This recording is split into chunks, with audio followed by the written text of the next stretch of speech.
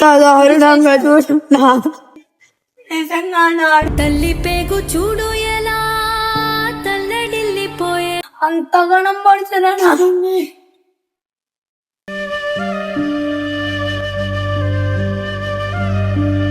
పిల్ల కావాలి, బావ కావాలి, వాళ్ళ అమ్మ వాళ్ళ నాన్న. పక్క జరుగుతుంది.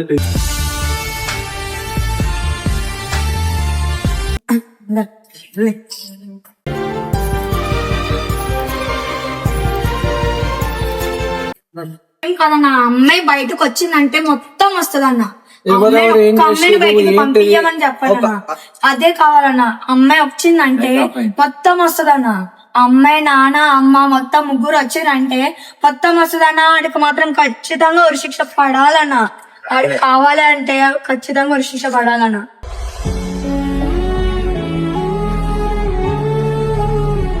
తల్లి పేగు చూడు ఎలా తల్లడిల్లిపోయే. మొగుడు కూడా అంతే ఉండాలి. తప్పేమి లేదు కదన్నా. తను ఎట్లా అన్నదో తను అట్లా ఉంది. అది అప్పటికి క్లోజ్ అయిపోయింది. మళ్ళీ క్లోజ్ అయిన తర్వాత కూడా 1 year తర్వాత కూడా ఎంతలా దారుణంగా చంపుతారని మేము ఎప్పుడు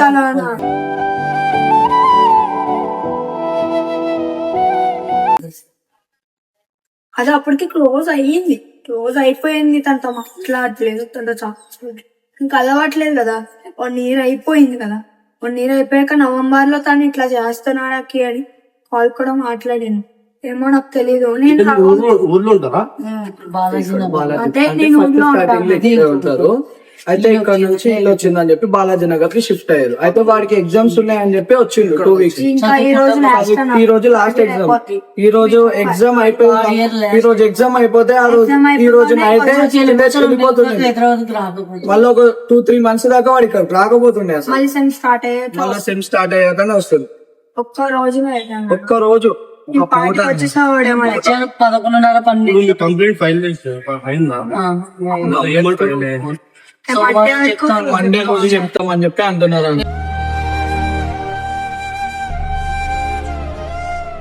ఇప్పుడు ఆ సాయి అన్నవాడు చావాలన్నా.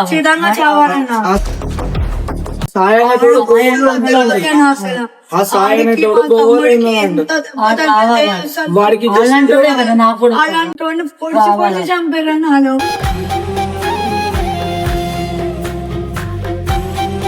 ఉన్నాడన్నా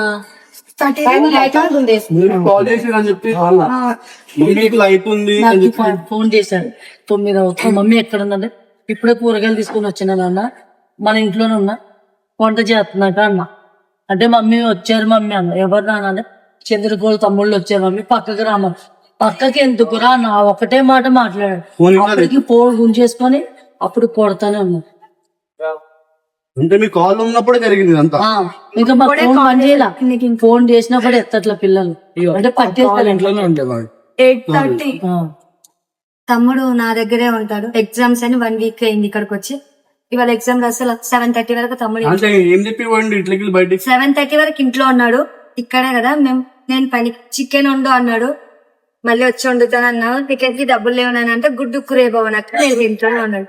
నేను బయటికి వెళ్తున్నాను, వచ్చినాక వండుతా అంటే సరే ఉంటాను నేను చిక్కీ దగ్గర మా పాప దగ్గర ఉంటాను అన్నాడు. మ్యాచ్ పెట్టుకున్నాడు. మా బాబు 10th మ్యాచ్ చూస్తున్నాడు. వాడు చదవట్లేదు, ఎగ్జామ్స్ ఉన్నాయని టీవీ బంద్ చేసి మమ్మీ దగ్గరికి వెళ్ళాడు. మమ్మీ వాళ్ళ ఇల్లు పక్కన. స్నానం చేసి మమ్మీ దగ్గర 4 ముద్దలు అన్నం, గోంగూర పచ్చడి, నెయ్యి వేసుకొని తిని కార్తీక్ కి ఫోన్ చేశాడు. అంటే మా తమ్ముడు ఫ్రెండ్, చిన్నప్పటి నుంచి ఒక దగ్గర ఫ్రెండ్. ఫోన్ అరే ఇట్లా క్రికెట్ చూసుకుందాం రా రండిరా అంటే వాళ్ళు వచ్చినారు. కార్తీక్, సుబ్బు ఇద్దరు వచ్చినారు. తమ్ముడిని బైక్ మీద ఎక్కించుకొని వాళ్ళు ఎప్పుడు ఉండే దగ్గరికి వెళ్ళి క్రికెట్ మ్యాచ్ చూసుకుంటున్నారంట. చూస్తుంటే వాళ్ళు చూసుకుంటున్నానే ఒక 5గురు వచ్చి షాప్ దగ్గర ఉన్నారంట. అరే వీళ్ళు వాళ్ళ అన్నాను అనుకుంటారా వచ్చింది. కానీ వాళ్ళ దగ్గరకు అయ్యింది. మాకు వార్నింగ్ ఇచ్చి పోయిన సంవత్సరం మే నెల ఆ సాన్న కూడా వచ్చాడు. అమ్మాయి తప్పు ఉందని చెప్పి అనుకుంటారా? లేకపోతే ఎట్లా అమ్మాయి మాకు సాయి అన్న కూడా ఏమనంటే నీకు ఇబ్బంది ఉంది అంటే మెయిన్ వాళ్ళ బావ చంపేస్తా నువ్వు సైన్ పెట్టకపోతే అని చెప్పినాడు. వార్నింగ్ అయిన తర్వాత మా ఇంటికి వచ్చాడు అన్న. November 12th కాల్ చేసిన దానికి.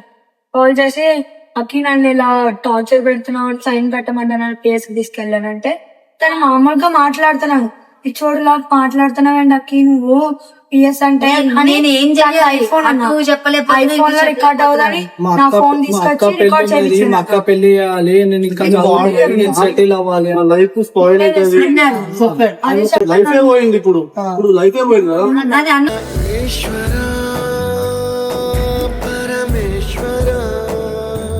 అది మొత్తం ప్లాన్ గా జరిగింది కూడా నేను ఎందుకంటే మొన్న నైట్ 1 వచ్చినాడు తమ్ముడు. ఒకవేళ వాళ్ళు చంపాలి కొట్టాలనుకుంటే 1 వచ్చినాడు. కార్తీక్ వాళ్ళ కజిన్ మ్యారేజ్ కి వెళ్ళినాడు, 1:30కి వచ్చినాడు. అంటే వీళ్ళు జనంలలో ఉన్నాడు, అని వీడు ఎక్కడెక్కడ వెళ్తున్నాడో టార్గెట్ చేస్తున్నారు. మొత్తం వాడు ఎక్కడ ఉంటున్నాడు, ఏం చేస్తున్నాడు ఫాలో అయ్యి శిక్ష వాళ్ళు అయ్యారు. ఆడన్నాడు ఆడు ఖచ్చితంగా పడాలన్న. ఆ అమ్మాయిని కూడా బయటకు తీసుకొచ్చి ఆ అమ్మాయి కూడా ఒక్కటే మాట చెప్పొద్దాను. మాకు ఇప్పుడు వరకు పిల్ల కావాలి, బావ కావాలి, వాళ్ళ అమ్మ వాళ్ళ నాన్న. రావట్లా, ఎవరు రావట్లేదు అన్న. ఇప్పుడు ఆ పిల్ల వచ్చినా చెప్తుంది కదా అన్న ఏం జరిగింది ఏంటని. ఆ అమ్మాయి ఎక్కడుందో కూడా తెలవట్లేదు అన్న. ఆ అమ్మాయి ఎక్కడుందో తెలవట్లేదు. ఆ పిల్ల కావాలి, వాళ్ళ అమ్మ కావాలి. హైదరాబాద్ ఆంధ్ర మాది ఆంధ్ర, హైదరాబాద్. మేము ఇక్కడ ఉంటాం. చెల్లె వాళ్ళు హైదరాబాద్, ఇలా ఆంధ్ర. అయితే 100% చేస్తానని అయితే మనకు కన్ఫర్మ్ లేదు. సో గాయస్ ఒకటే మాట చెప్తున్నా, ఎవరిని నమ్మకండి. ఫస్ట్ ఏంటంటే ఇట్లా నాకు చాలా బాగా అనిపించిన ఆడియో అది రికార్డ్. చాలా ఘోరమైన చావు. ఏ ఆడపిల్లని వచ్చేస్తా అంటే ఏ మగ పిల్లడైనా వద్దంటాడన్నా. ఆడు లైఫ్ లాంగ్ మా ఫ్యామిలీ ఉంది, నాకు అసలు డిగ్రీ లేదు, నేను పెళ్లి చేసాము, అప్పులు తెచ్చుకోవాలి, 2 months పెళ్లి ఉంది అని చెప్పాడు అన్న. తనకి అసలు అంత మెచ్యూరిటీగా మాట్లాడాడన్న. చాలా కాబట్టి తనకి అప్పులు తీర్చుకోవాలి, మా అక్కకి చాలా పెళ్లి చేసాము. ఏమి పోకుండానే పోయిందన్న ఆడు. నా లైఫ్ స్పాయిల్ అయిపోతుంది పోలీస్ స్టేషన్ అంటే అనేసి అని మన చెప్పి న్యాయం పక్క జరుగుతుంది. ఆ పిల్ల వాళ్ళ తల్లి వాళ్ళ అమ్మ ఇప్పుడు వరకు వాళ్ళ తండ్రి వాళ్ళ అమ్మ ఇన్వాల్వ్ కాలే అన్న. ఆ బావగాడే వచ్చాడు, ఆడే వాడికి చూడడానికి అంత అవసరం ఏంటన్నా? అంటే ఈ వాడికి అమ్మాయికి అంత బావతో అవసరం కూడా ఏంటన్నా? ఎక్కువ లేదన్నా ఆడి పెళ్లి చేసుకుందామని వీడు ఇంతగానో ఎందుకు చేస్తున్నాడంటే తను ఉల్టా సమాధానం ఇస్తుంది కాబట్టి వీడి మీద వాళ్ళ పెద్దమ్మ ఎవరి వాళ్ళ పెద్దమ్మ. ఎందుకంటే ఈమె దగ్గరే అన్నం తిని వెళ్ళిండు. ఈమె కన్నది, ఈమె పెంచిన అమ్మాయిని పెంచిన పెద్దమ్మ. వాళ్ళ పెద్ద మమ్మీ అంటే ప్రాణమైన కొడతాడు, తిడతాడు. ఆమెతోనే లాస్ట్ గా 4 ముద్దలు అన్నం తిని వెళ్ళిండు అన్న నా తమ్ముడు.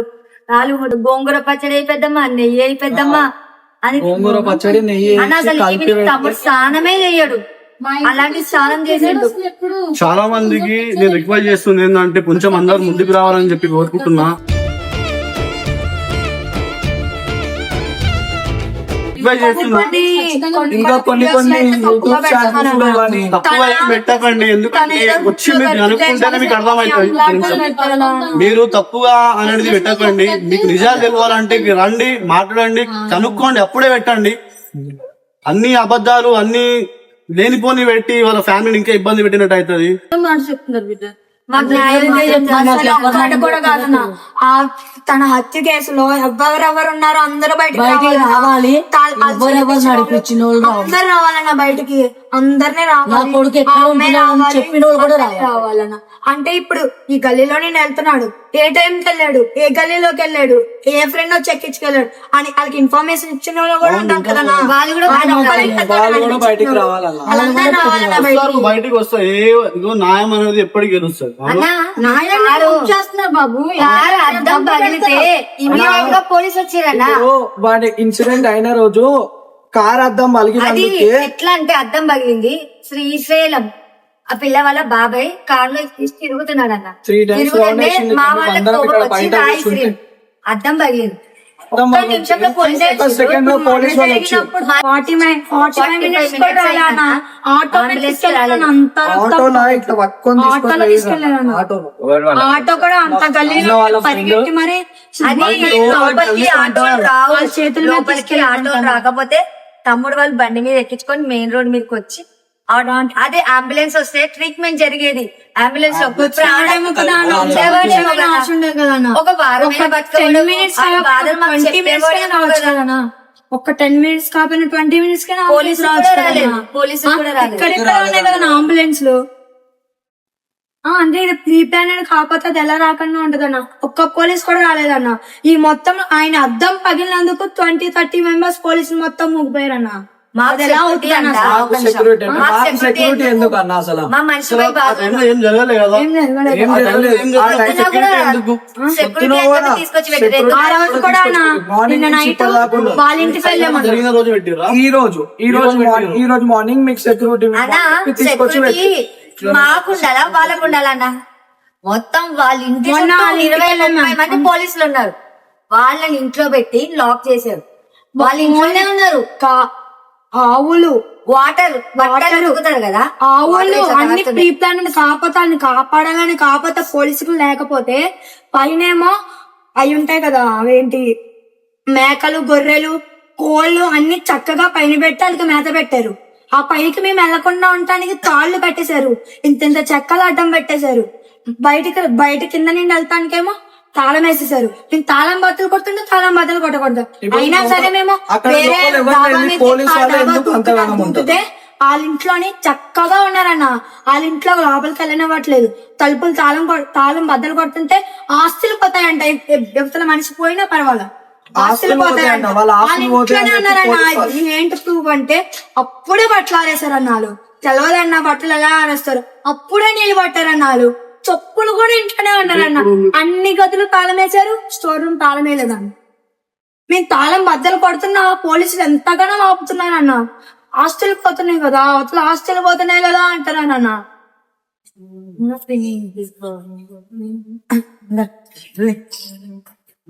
ఏం కదన్న, అమ్మాయి బయటకు వచ్చిందంటే మొత్తం వస్తుందన్న. అమ్మాయిని బయటికి పంపించమని చెప్పాలన్న. అదే కావాలన్న. అమ్మాయి వచ్చిందంటే మొత్తం వస్తుందన్న. అమ్మాయి నాన్న అమ్మ మొత్తం ముగ్గురు వచ్చారంటే మొత్తం వస్తుందన్న. వాడికి మాత్రం ఖచ్చితంగా ఉరిశిక్ష పడాలన్న. వాడికి కావాలి అంటే ఖచ్చితంగా ఉరిశిక్ష పడాలన్న. ఇక్కడ ఇక్కడ ఇక్కడ ఇక్కడ మొత్తం కోసేసారన్న. ఇదైతే ఇక్కడ కొడిస్తే ఇటు వచ్చేసింది అన్న. 4-5 ఘాట్లు ఉన్నాయి ఇక్కడ కోస్తుంటే అసలు ఇక్కడ ఏం లేదన్న. అసలు ఇక్కడేమో ఇక్కడ కార్తీక్ వాళ్ళ ఫ్రెండ్ ఉంటారు కదన్న, వాళ్ళు గల్లీ జరుగుతున్నప్పుడు అన్న ఆ గల్లీలో సైకిల్ వెళ్తున్నాయన్న, బళ్ళు వెళ్తున్నాయన్న. సీసీ చూడండి అసలు ఎంత దారుణంగా చూస్తున్నా అంత దారుణంగా ఇచ్చేసారు. నిజంగా ఆడికి అట్లేస్తుంటే కాలితే మా అమ్మ నడుస్తాడన్నా. అంతగానం పడుతుందన్నా. సారీ.